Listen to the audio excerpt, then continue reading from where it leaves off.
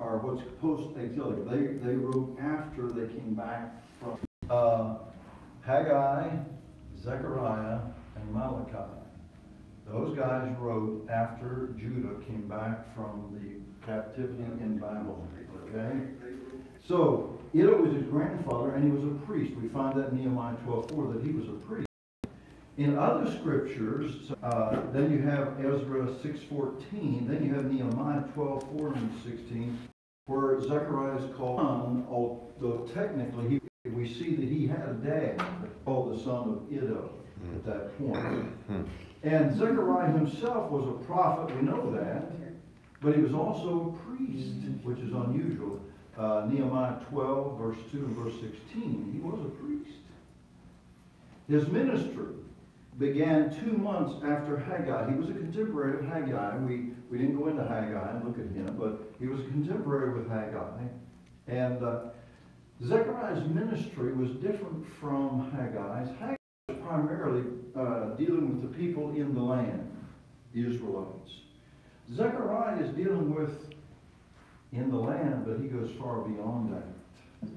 Plow and plant. They would let it fallow, lay fallow, and recuperate. Now, we don't do that today, but what do we do to help the land recuperate? Rotate the crops. We rotate, and we also use all these chemicals and fertilizers and do it over and over and over again to replenish the land. A little early because in 539, Cyrus, I don't know. I don't know. We know it was 70 years, because Yeah. Jeremiah says it's 70 years. Chapter 25, verse 11. Verse 11, yeah. A little bit. Daniel deals with, so God determines 70 weeks against them, which started with what? No, the time period, the 70 weeks, of which we're waiting on the last week. The command to go back and rebuild the temple. Yeah. The command to go back. No, I believe Mixed I up. think it was the command for Nehemiah to go back and rebuild the gates and the wall, restore the walls around the city. Yeah. Until Jesus died on the cross. Just like he's going to deal with this country, folks. You can mark that down. Just did. Yeah. Upon wrath. And the work of Christ seen.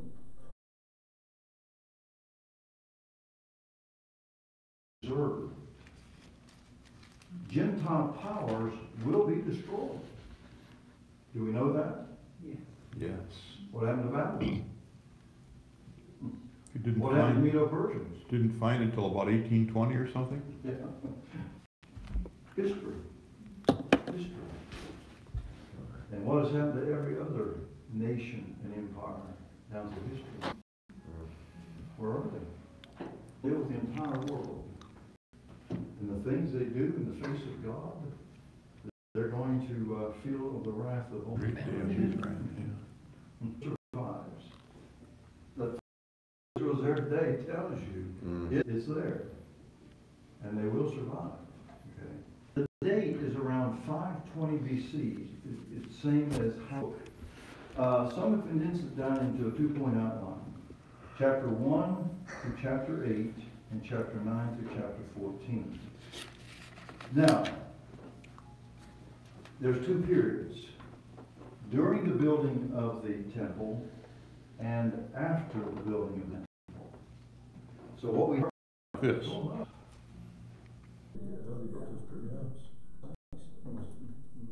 Cut out or done. What is these things kids put in there? No hammers, no saws. Crane, I don't know, but they shouldn't have what we have today. Right? Okay. Well, let's delve into the book itself. So we have the 2 sections of the book. Chapter 1, verse 8, chapter 8, first of all. In the beginning of the book, of course, but this is a book well worth taking your time to read and study and get you a good commentary. I've given you a few.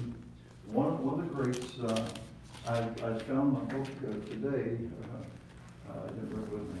There's a single volume by Feinberg, who is a converted Jew.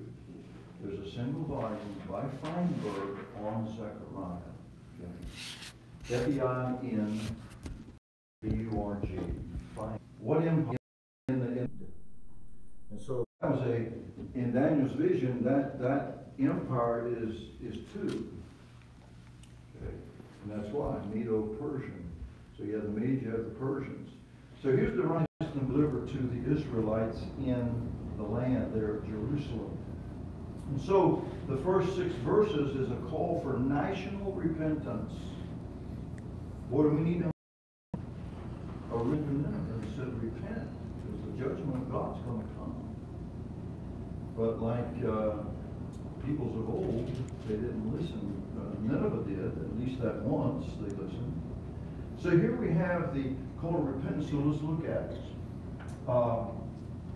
In verse 2, the Lord hath been sore displeased with your fathers. In verse 3, therefore say thou unto saith the Lord of hosts, turn ye to me, saith the Lord of hosts, and I will turn unto you. So where's the responsibility put?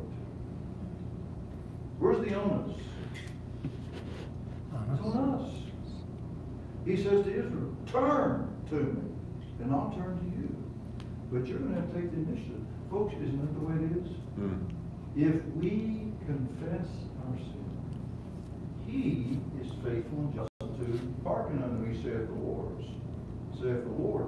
Your fathers, where are they? In the promise, did they live forever? Where were their fathers? Dead. Gone. That first generation of Israelites who, through the wilderness wanderings, what happened to them? To them. They died. He said, you're not going into the promised land. Okay. And they stayed in the wilderness till that generation died off. It was their children that inherited the land, because their fathers would not believe God, would not listen. Verse 6, but my words and my statutes, what I commanded my servants the prophets, did they take hold of your fathers? And they returned and said, like as the Lord of hosts thought to do unto us, according to our ways and according to our doings, so hath he dealt with us. So first there is exhortation by God, then there's expectation. Now, beginning in verse 7 through chapter 8, or chapter 7, or chapter 6, I'm sorry, we have 10 visions here. We have 10 visions that we see. Now, the thing about Zechariah, there's different ways of looking at this book. There's different ways men look at this book. Some believe that all that Zechariah writes about took place during the history of Israel. In other words, it's all past. Okay? The second way people take this book is the way they take Revelation, much of Revelation. They don't take it how? Literal. Literal. They, what you call, spiritualize it. In other words, they say this book somehow applies spiritually to the church. Like Revelation somehow spiritually applies to the church. I haven't figured that one out yet. How all that applies to the church. Well, the answer is, it doesn't. Literal, future, fulfillment. Future, fulfillment. That's the book. That's the way it is. So all that you see in this book that is future is still future and will be fulfilled in the future, just as Revelation will be. So we have these, let's run through these. In chapter 1, verse 7 to 17, you have these horsemen. You have these horsemen, and you have mentioned an angel. Notice in chapter 1, verse 7, the 24th day of the 11th month, which is the month Sebat, the second year of Darius, came the word of the Lord unto Zechariah. Verse 8, I saw by night, behold, a man riding upon a horse, and he stood among the myrtle trees that were in the bottom. And behind him were there written. Trying to understand, figure out what is he saying. Is everything literal, or is there symbolism here? Symbolism. There's symbolism. Some believe the myrtle trees is talking about the Israelites themselves in the bottom. And this horseman is riding amongst them. And behind him there were red horses, speckled and white. Then said I, O my Lord, what are these? And the angel that I talked with said unto me, I will show thee what these be. And the man that stood among the myrtle trees answered and said, These are they whom the Lord has sent to walk to and fro through the earth. And they answered the angel of the Lord that stood among the myrtle trees and said, We have walked to and fro through the earth, and behold, all the earth sitteth still and is at rest. And so the character here is the angel of the Lord. Now in the Old Testament, that phrase is used time and time and time again. Who is this angel of the Lord in the Old Testament? Wayne? Jesus Christ is incarnate Okay. Appearance. appearance, yeah. He always appeared as a man. And so when we say pre-incarnate, that means this is prior to when he came to earth to be born into a human body. So angels, when they appeared in the Old Testament, always appeared as what? Amen. Humans. Men. They didn't come down here as spirits floating around like Casper the Octopus and the ghost. No, they came as men. Okay. And so here we have the angel of the Lord. So we have the horsemen. In verses 18 to 19, we have the four horns. Now the horn is the symbol of power. You'll read about horns in another prophetic book. What book is that? The little horn. Daniel and Revelation. Yes, the horn. The horn is a symbol of power. And there are four of those horns. And what he's talking about are the four horns that scattered Israel, Judah and Israel and Jerusalem. The powers behind that. Immediately following that, in verses 20 and 21, are what's called the carpenters. The carpenters, that word also can mean a smith. And I don't mean Jeff and Denise. What's a smith? A worker. Pardon? A worker. A worker? Craftsman. Silversmith? Craftsman. A craftsman, a metalsmith, works with metal.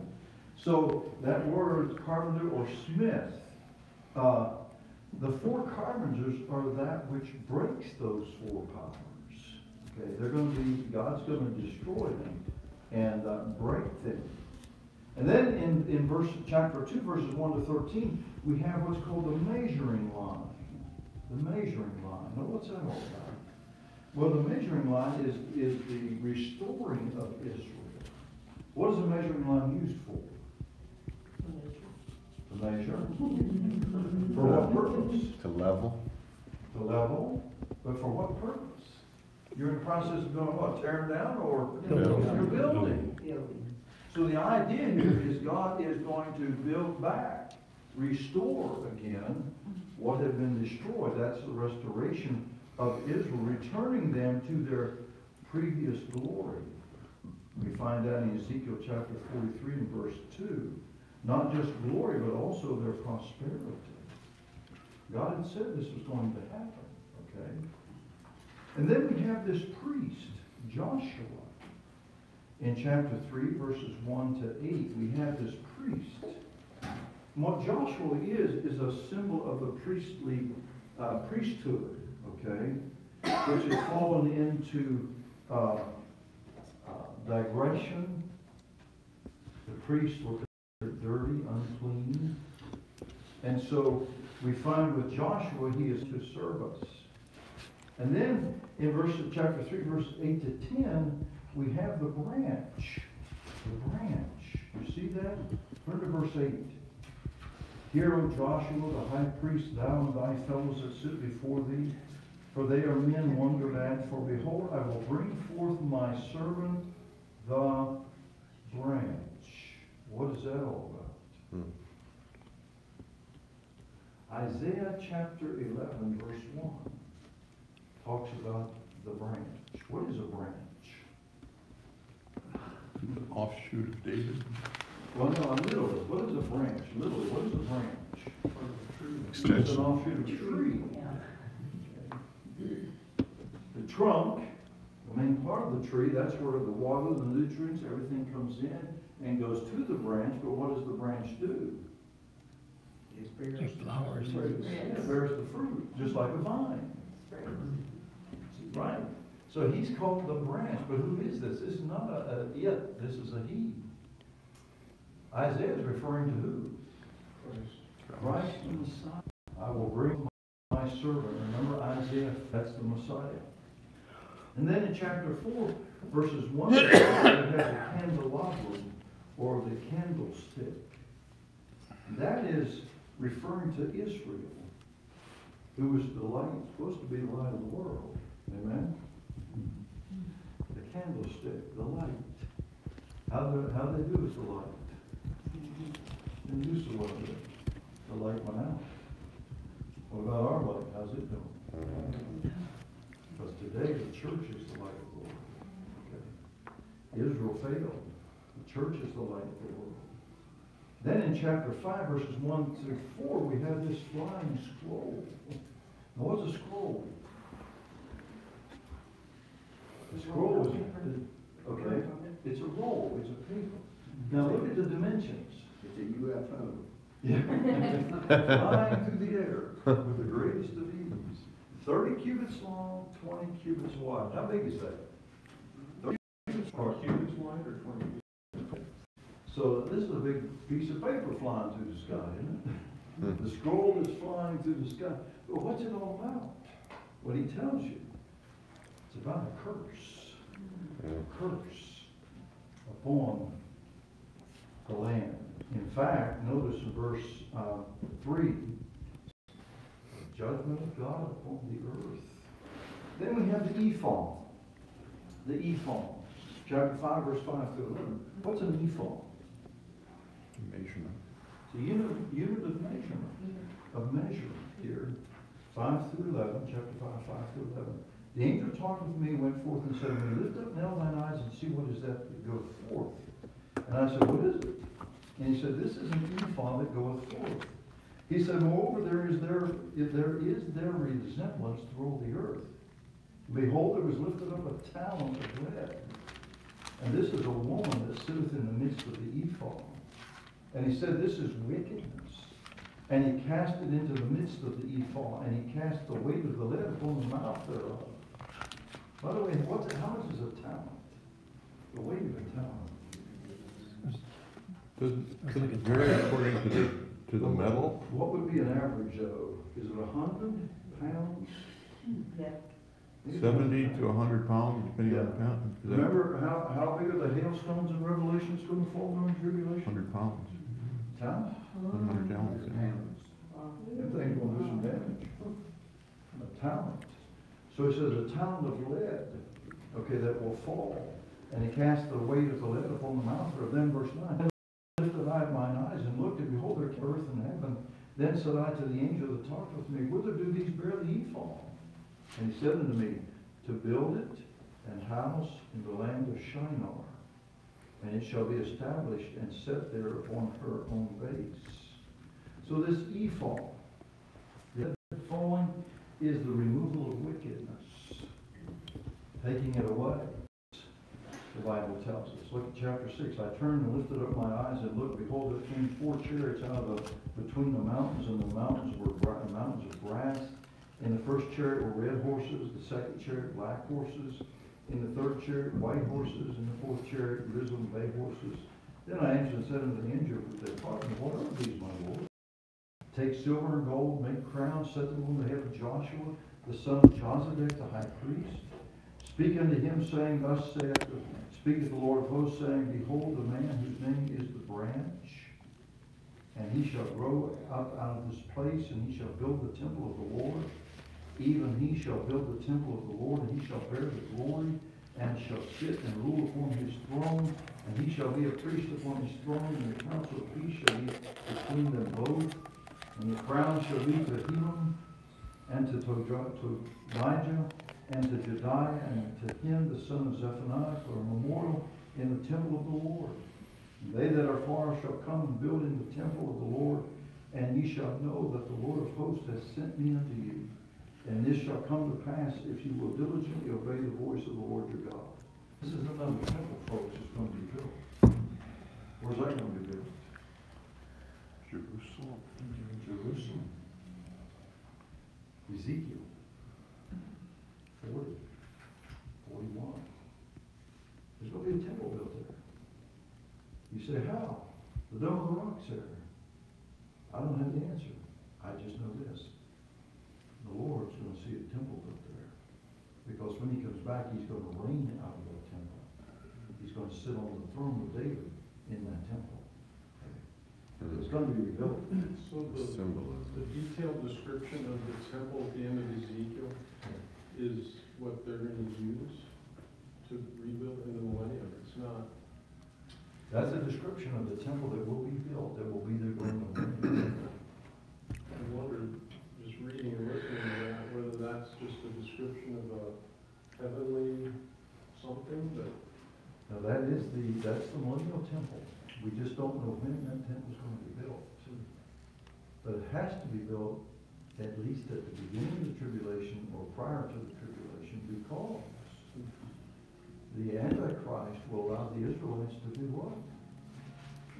Resume their worship and sacrifices. But it's got to be a temple there. Is the temple in which allows the sacrifices or the worship of the Lord supposedly to be carried out, is that the same temple that is built? Probably not. I'll tell you what. Opinion, I agree with what you just said, Pastor. I don't think it is either. But the temple that Ezekiel describes is much larger. Yeah. We have the Son talking to the Father. And you see this, they're not the same. They're two different ones talking back and forth. Right, the Lord said to the Lord. Yeah. So The Lord said to me, or I said. Right. So you have both of them back and forth. Okay, then we come to chapter 7. And in chapter 7, this is the 4th year of Darius. Look at verse 1, the 4th year of his reign. All right, that this comes for Zechariah. And it involves Israel's fasts, as you see this in the beginning here, in verse 4 and 5. Then came the word of the Lord unto the host unto me, saying, speaking to all the people of the land, to the priests, saying, we fasted in the morning in the 5th and 7th month. Okay, and he's referring to that captivity, the 70 years back there in Babylon. Okay, but he asked them, even to me, the Lord says. Well, let's move on. And when you did eat, and when you did drink, did not you eat for yourselves and drink for yourselves? Should you not hear the words which the Lord hath cried by the former prophets? So he has an issue with them about their fasts and who they were fasting to. By the way, that's a good question to bring up for all. We observe the Lord's Supper too when we pray. Remember what God, Jesus did for us. But are we really to Him, or are we going through motions? See, folks, the thing is, what God wants is not just going through motions, going through rituals. There's meaning to what we're doing. Praying. Worshiping. There's a purpose. And you have an issue with these people. Oh, you're going through the motions, but what are you doing? So me? Now, immediately we would say, well, of course. Who else? But he says, who are we eating to? Yourselves. You know what happened during that return to rebuild the temple? 13 years. It was 13 years. And in the midst of that, what were they doing? Nice, comfortable houses for themselves. Building nice, elaborate homes. Field houses. And he said, and you're working, and you earn money, but you go and you work and you get your money and put it bags with holes in it. They lost the purpose for what they were back there for. Now, folks, this is, when you read these things, we're to glean from this application. It was all about them. And God sent Zerubbabel, or he sent Zechariah and Haggai to wake them up and say, look, I brought you back here to rebuild this temple and to rebuild my Now get with it. Get with it. Did he get with it? From the time they laid that foundation until they finished the temple, they were just doing their own thing. Because somebody come along and said, you can't be doing this, and stop them. So God waited, and then he sends the prophets to wake them up. You know, folks, that's what revival's all about. Amen? Wake up. Wake up. What are you doing? What are you supposed to be doing? When you're going to do it. So he's sending this message by Zechariah to these people, and he's questioning the quarry there. They're simply questioning about their extra feast in verses 1 to 3. But then he gives a fourfold answer here in chapter 7 and chapter 8 as well. I don't have time to go through all those. If you look down in chapter 8, 20, 21. Thus saith the Lord of hosts, it shall come to pass that there shall come people and the inhabitants of many cities, and the inhabitants of one city shall go to another, saying, let us go speedily to pray before the Lord and to seek the Lord of hosts. I will also. Yea, many people and strong nations shall come to seek the Lord of hosts in Jerusalem, and to pray before the Lord. What is that all about? When is that happening? We're going to happen. That's done the millennium. And the King of Kings, the Lord of Lords, is sitting on the throne, is established. And you go to Jerusalem to worship. That's not a request. That is a command. And then we move on to chapter 9. Now here's where it changes. From this point on, we're going to immediate future into the 400